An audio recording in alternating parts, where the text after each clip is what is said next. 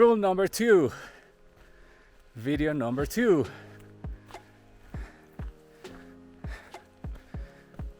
You are coming up from zero elevation. For that, you don't know how to breathe in elevation. You have to practice. You cannot come up here, start at zero elevation, and then go up to 7,000 and on to 10,000, 12,000 feet elevation. You can do that, no problem. Maybe the first time shouldn't be bad. Second time probably wouldn't be bad. But there might be a time when you will panic, and that is, I think it feels horrible. I mean, if you ever had a panic attack or some sort of panic in your life, then it's the same feeling. So avoid that panic by doing exercises. But first, before I show those exercises, you have to know how that feels to not have a clue of what to do, and you feel like you're about to die. Seriously. That's the feeling. I'm gonna tell you a quick story. So last year they opened up the Leadville trail series, and I ran the trail Silver Rush put up by the Leadville running series, and I was gonna do the whole series, starting with the trail, then on to finishing it with the 100-mile race, which, by the way, I had to pull out because of other engagements I had that prohibit me from participating. So I had made the decision before I came up here before I headed out to run the 50-miler, which is my favorite distance out there. And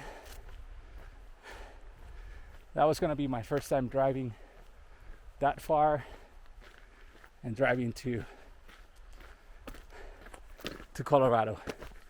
So I decided to bring my 18-year-old nephew, and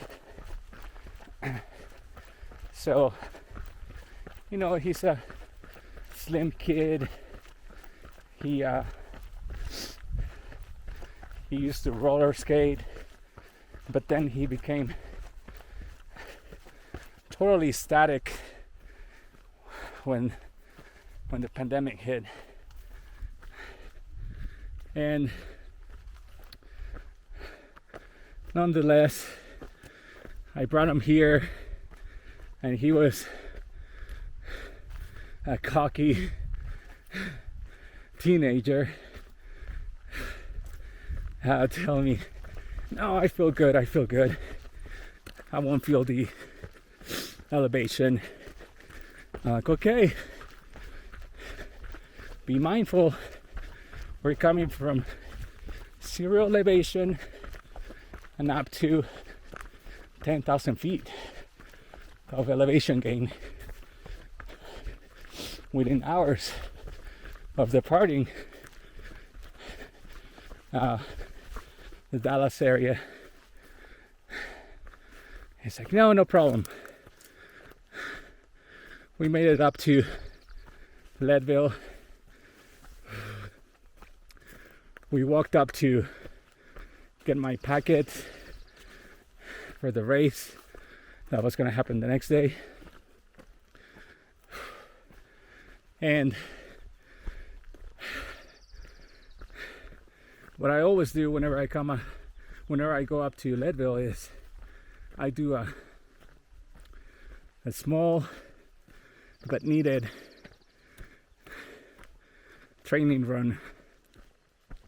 I mean, this is more like a hike, just to start the engine, get it all ready for what was to come.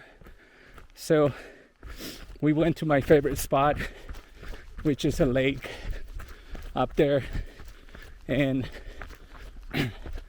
I ran down to the lake, to the bottom of the lake, and to the shore of the lake. And then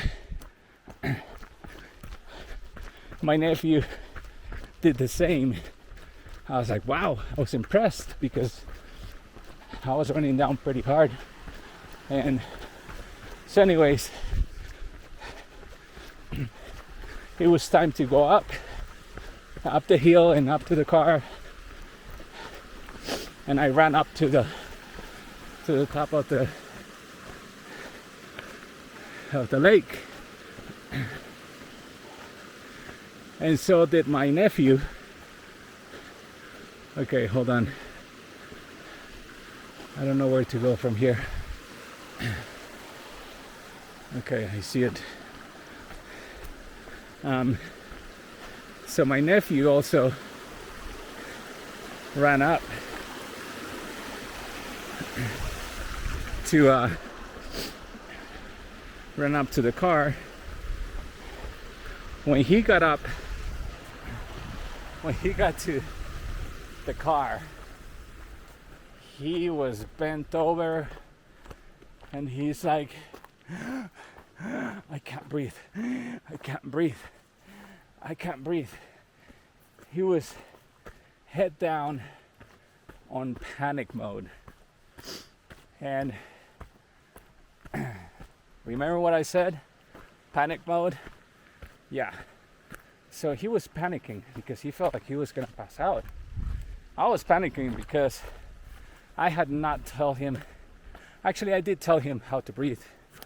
But again, teenagers, we're cocky when we're that age. And so was he. So one of the main things I ask him to do is stand upright. You want to let your lungs expand and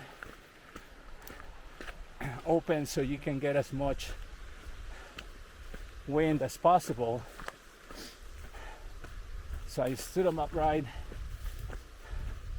and then I proceeded to tell him to do some breathing exercises to calm him down.